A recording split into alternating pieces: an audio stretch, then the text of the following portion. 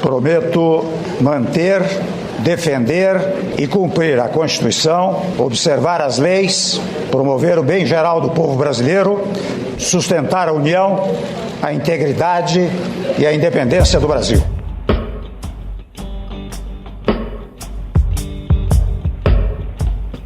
Esse é Michel Temer, empossado como presidente depois do impeachment de Dilma Rousseff em 2016.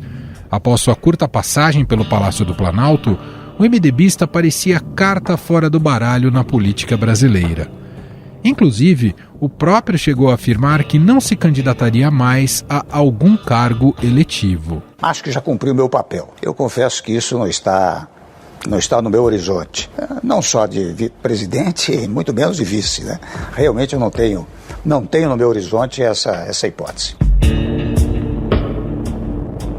No entanto, seu nome surgiu como alternativa para ser candidato único da chamada Terceira Via nas eleições presidenciais deste ano. Diante das crises protagonizadas pelos partidos, em especial o PSDB, há quem defenda o nome do ex-presidente. Esta chamada Terceira Via, né? Eu confesso que não está no meu horizonte. Entretanto, devo dizer, apenas por hipótese, né? Se num dado momento houver uma conjunção nacional, vários setores, quase o Brasil inteiro dizendo, ele é a solução, aí eu posso examinar, mas eu confesso que neste momento, volto a dizer, não está no meu radar. A avaliação é a de que ele reúne as melhores condições de concorrer de igual para igual com Lula e Bolsonaro. Do ponto de vista econômico, Temer passou a faixa presidencial a Jair Bolsonaro com uma inflação de 3,75% e juros em 6,5%. Agora, a inflação está em 12,13% e os juros em 12,75%. A inflação oficial do mês de abril, que saiu agora há pouco, ele ficou em 1,06%, desacelerou em relação a março, só que lembrando que março a inflação tinha sido um recorde de 28 anos, segundo o IBGE. Já são 8 meses seguidos com a inflação rodando acima dos 2 dígitos.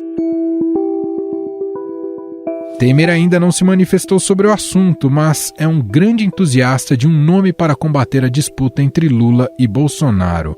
O ex-presidente chegou a dizer que tem a convicção de que a Terceira Via é a única solução para se combater a divisão e a intolerância no Brasil. E eu tenho dito que a existência de mais uma via, de mais uma escolha, não é uma homenagem ao candidato, é uma homenagem ao eleitorado.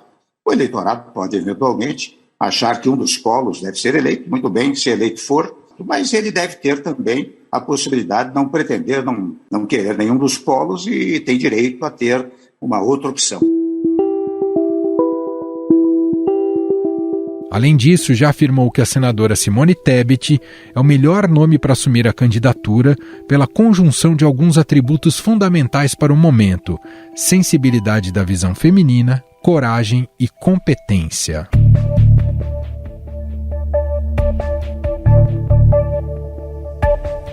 No entanto, Temer causou polêmica ao afirmar que, em eventual segundo turno entre Jair Bolsonaro e Lula, optaria pelo atual presidente, por enxergar nele a preservação de reformas aprovadas em seu mandato, como o teto de gastos e a reforma trabalhista. Eu não me arrependo do voto, não. Eu nunca me arrependo do que faço. Naquele momento, quando dei o voto, de fato, eu fui levado a dar o voto.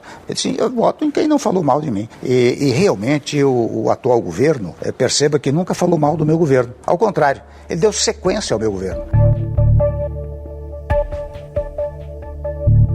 Vale lembrar que no momento mais quente da crise entre o Executivo e o Judiciário, Jair Bolsonaro apelou para Michel Temer intermediar uma solução para a crise institucional, agravada pelos ataques de Bolsonaro nos discursos de 7 de setembro. Menos de uma hora após o fim do encontro, Bolsonaro divulgou uma declaração à nação, em que diz não ter tido a intenção de agredir os poderes. Michel Temer confirmou que foi ele quem escreveu o texto. A tentativa de encontrar uma solução, eu próprio à noite acabei, redigindo alguns pontos fundamentais que me pareciam importantes para que o presidente fizesse uma declaração à nação, não é? Eu li para ele e ele achou bom. Ele disse, olha, vem aqui, então nós ajustamos um outro pontinho, eu estou de acordo.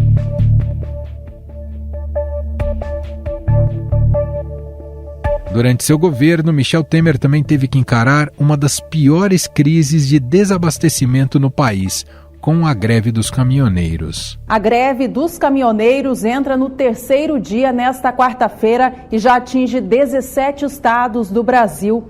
A situação teve um novo desdobramento nesta última terça, com o ministro da Fazenda anunciando que o governo federal vai zerar a CID sobre o óleo diesel.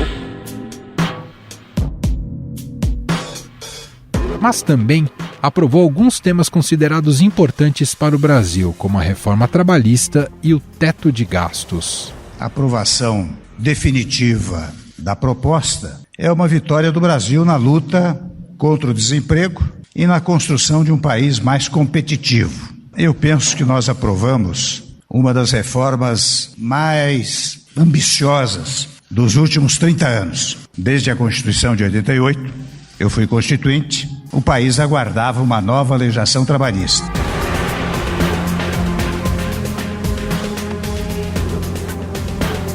Michel Temer já foi considerado o presidente mais impopular do país desde o fim da ditadura militar. No seu último mês de mandato, seu governo foi considerado ruim ou péssimo para 62% dos entrevistados, regular para 29% e bom ou ótimo para apenas 7%, segundo o Datafolha. O governo do presidente Michel Temer é reprovado por 70% da população brasileira, segundo o Datafolha. O índice caiu 1% em comparação com a última pesquisa divulgada pelo Instituto sobre o assunto em novembro. A pior taxa foi em setembro, quando atingiu 73%.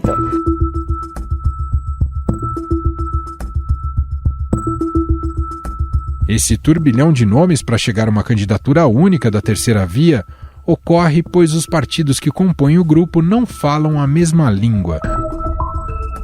Nesta semana foi noticiado que PSDB, MDB e Cidadania escolheram a senadora Simone Tebet para ser a cabeça de chapa nas eleições presidenciais. Essas pesquisas apontaram que a pré-candidata, ou então, enfim, o nome mais forte entre os pré-candidatos é o da senadora Simone Tebet, que tem maior, então, possibilidade de ter um melhor desempenho na corrida presidencial numa candidatura única dos três partidos, que seriam PSDB, MDB e Cidadania.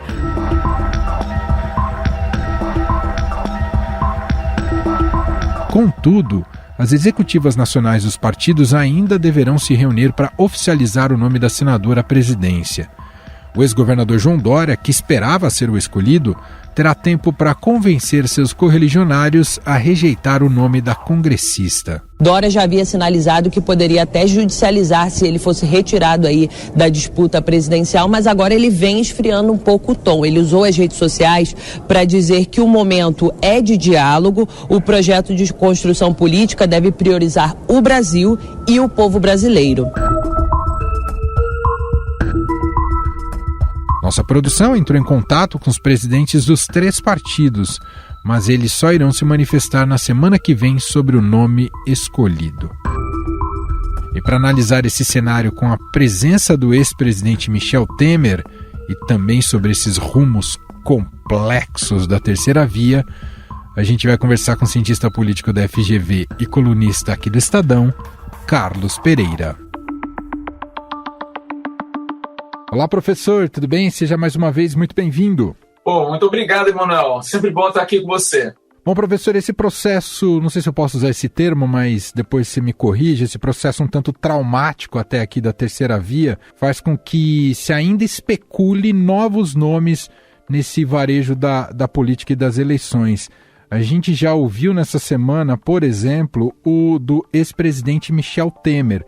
Ele tanto não nega como também não confirma, né, clássico da política, mas deixou transparecer que só voltaria se fosse convidado, né, se houvesse ali, digamos, um tapete vermelho para ele retornar às eleições. Eu já vou muito direto ao ponto nesse quesito, para a gente começar aqui a nossa conversa, nesse quesito Temer. Há viabilidade para ele nessas eleições e nesse espaço da terceira via, professor? Eu acho muito pouco provável que o ex-presidente Michel Temer se viabilize como alternativa da terceira via. A gente tem que lembrar que Michel Temer foi um craque no que diz respeito à sua capacidade de construção de uma coalizão majoritária, muito bem gerida, alcançou muito sucesso legislativo a um custo relativamente muito baixo. Mas, ao mesmo tempo, o ex-presidente Michel Temer, ele acabou o seu mandato, muito curto, por sinal, porque foi fruto do impeachment da ex-presidente Dilma, com a popularidade extremamente baixa. Se eu não me engano, foi em torno de 6% de ótimo e bom. Então, ele priorizou o legislador mediano nas suas negociações com o legislativo e meio que negligenciou o eleitor mediano. E, consequentemente, por mais que o governo dele tenha sido efetivo e seja lembrado como um presidente capaz de ter aprovado muito em tão pouco intervalo de tempo, a popularidade do presidente Temer é um impeditivo forte para que ele viabilize seu nome como alternativa para enfrentar dois candidatos muito populares, né? A gente tem que lembrar que, se não existisse candidatos muito populares que tivessem muito à frente na corrida presidencial e candidatos muito polares, né, que representam perfis identitários e afetivos muito polares, talvez até você pudesse considerar um nome não tão popular.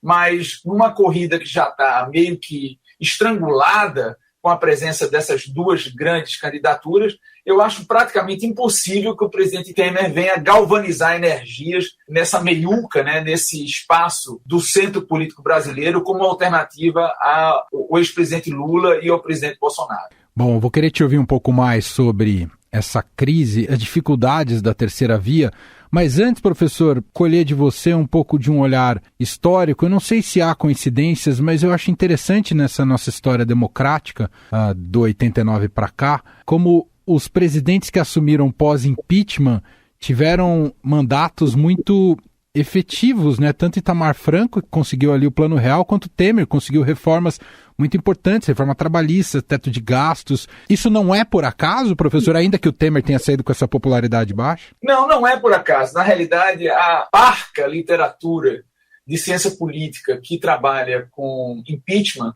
já prevê isso. Ela prevê justamente que depois da tormenta, porque normalmente o impeachment de um presidente é um processo traumático, é um processo que é fruto de uma crise econômica, normalmente de um escândalo de corrupção, de quebra da coalizão do presidente no Congresso, quer dizer, com muita polarização. Então, normalmente, depois de tamanha tormenta, vem uma calmaria, vem uma expectativa muito grande do governo que sucede o presidente, tem seu mandato abreviado por via de impeachment, e, consequentemente, cria-se uma expectativa muito grande para que esse presidente tenha condições de governar. Então, monta-se grandes coalizões, grandes apoios, a sociedade dá o benefício da dúvida, e, consequentemente, é normal, é esperado que governos pós-impeachment gerem justamente a resolução de problemas que geraram o impeachment. Então, o impeachment da presidente Dilma foi muito gerado pelo descontrole completo da economia, proporcionado, inclusive, por crimes fiscais e orçamentários identificados pelo Tribunal de Contas da União, e a quebra completa da coalizão da ex-presidente Dilma, sucedido por uma série de escândalos de corrupção do Petrolão, que o PT se envolveu. Então, isso tudo gerou condições para que o presidente Temer montasse uma coalizão muito ampla no Congresso e, assim, tivesse condições mais favoráveis de governar e de apresentar melhores resultados. Então, esse é um resultado, até certo ponto, esperado pela literatura. E, como você bem lembrou, de forma similar ocorreu com Itamar Franco. Depois do impeachment do ex-presidente Collor, em que você tinha inflação, você tinha escândalos de corrupção, quebra da coalizão também do presidente, uma situação de tumulto, de instabilidade política, de crise de governabilidade. Quando vem Itamar, de certa forma, proporciona uma estabilidade no jogo político e condições de governabilidade pós-impeachment. Entrando na sua avaliação sobre a terceira via, onde está o erro, professor? Na prática não existe ainda essa terceira via. Na realidade existem várias, né? A gente tem que lembrar, Emanuel, que o nosso sistema é um sistema multipartidário hiperfragmentado. Então, é natural que os partidos políticos tentem cacifar vamos dizer assim, candidaturas, mesmo que não competitivas, com o objetivo de tentar mostrar musculatura forte o suficiente para tentar negociar um melhor posicionamento, tanto na chapa como de um potencial governo. É normal essa fricção, é normal essa instabilidade.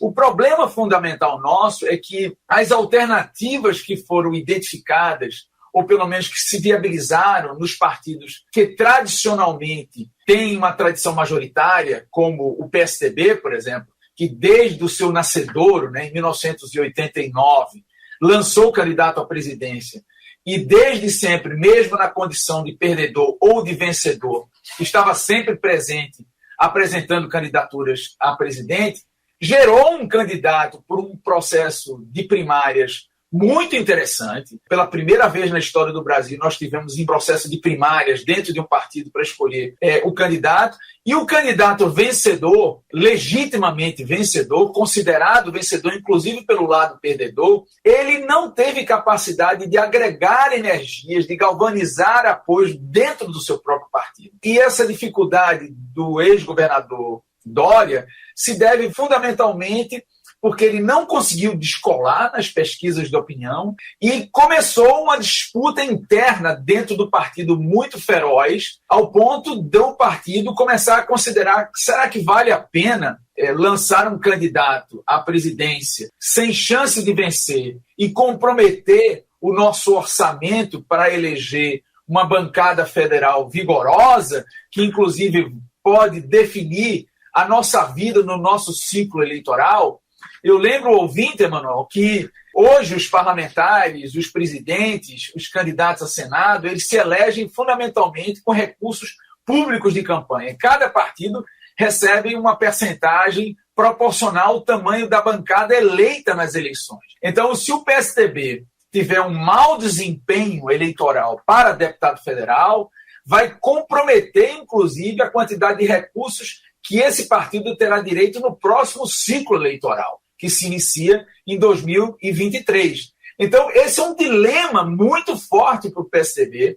Talvez vários parlamentares, governadores, percebam que seja mais interessante para o partido abrir mão de uma candidatura a presidente e investir os recursos de campanha nas candidaturas, tanto para deputado federal, governador, senador e deputado estadual. Porque quanto mais se gasta recursos na candidatura à presidência, menos vai se ter para as outras candidaturas. Então, eu acho que tem esse dilema fortíssimo que talvez se viabilize justamente com a não candidatura. Talvez o ex-governador Dória enfrente um dilema seríssimo se vai ou não judicializar a sua candidatura, que é legítima, ele tem o direito, ele ganhou o jogo interno do partido, mas ele não conseguiu politicamente construir essa candidatura dentro do seu próprio partido. Isso é um dilema terrível para o partido, que inclusive já fez a presidência da República por 2 vezes,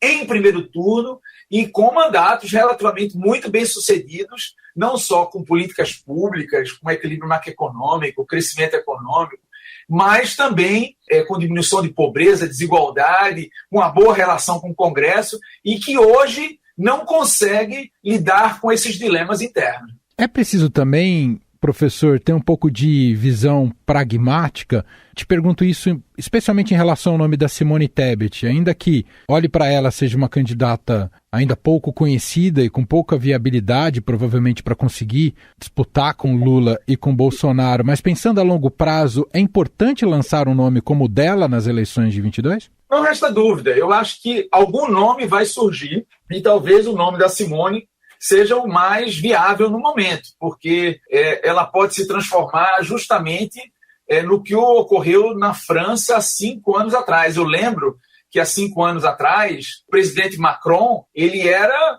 o ministro da economia do governo anterior, disputou umas primárias dentro do seu partido e perdeu.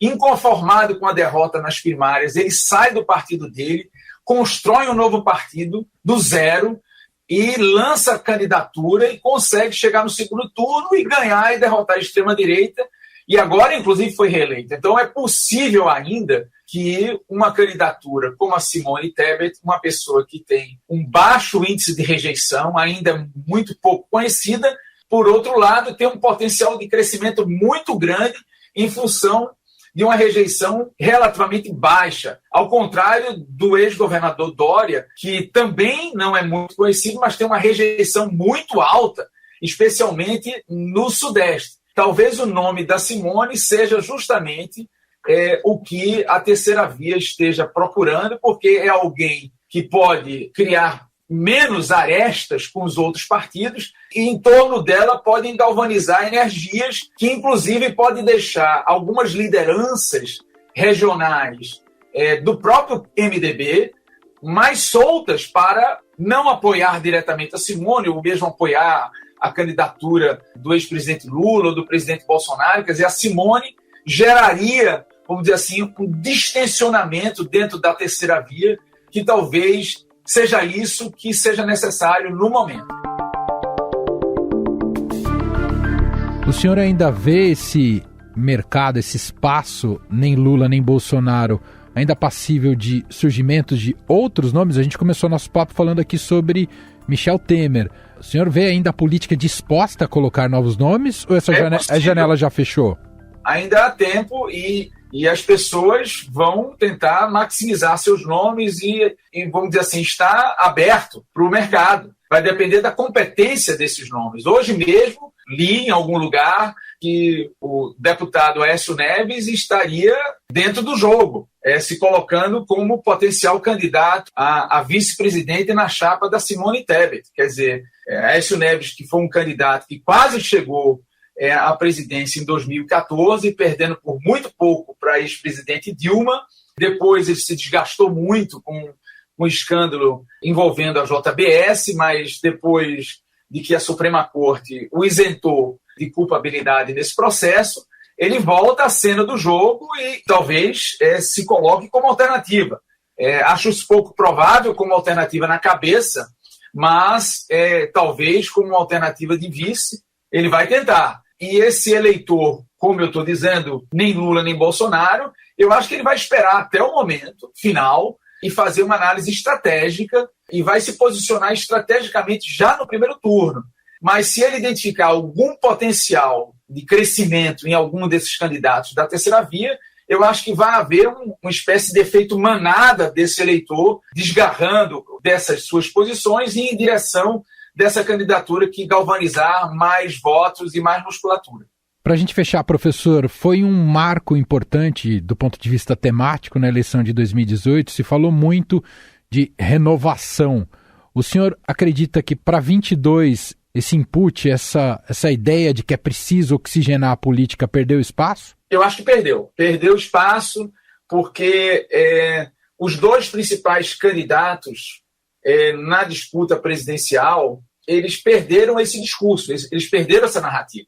Lula pode simbolizar tudo menos novidade e Bolsonaro, pelo fato de ter começado a partir de 2020 a jogar o jogo tradicional da política, a construir uma coalizão com os partidos do Centrão, inclusive a desenvolver o seu governo, desenvolver negociações ultra suspeitas no Ministério da Educação, no Ministério da Saúde, e viabilizar um orçamento para lá de pouco transparente, via emendas de relator, o chamado orçamento secreto. Claramente, o presidente Bolsonaro também perdeu esse discurso da novidade e da antipolítica e de que os outros são sujos e de que ele é limpo. Então, esse jogo perdeu densidade.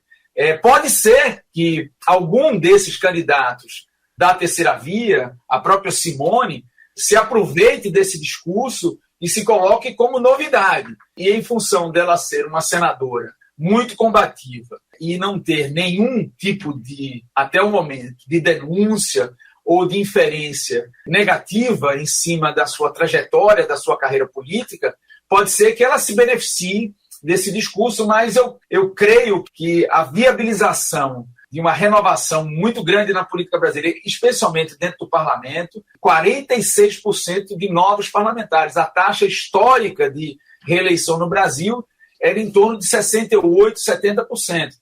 Então, eu acredito que vamos retornar à taxa histórica de reeleição, até porque foram, vamos dizer assim, gastos muitos recursos via parlamento, né, em torno dessas emendas de relator, com políticas locais que aumentam as probabilidades de reeleição dos parlamentares que executam mais recursos na esfera local.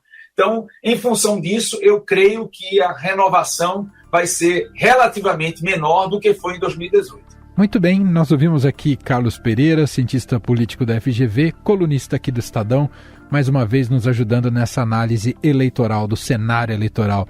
Te agradeço, professor, um grande abraço. Um grande abraço, Emanuel. Se cuida aí com frio. Estadão Notícias. E este foi o Estadão Notícias de hoje, sexta-feira, 20 de maio de 2022.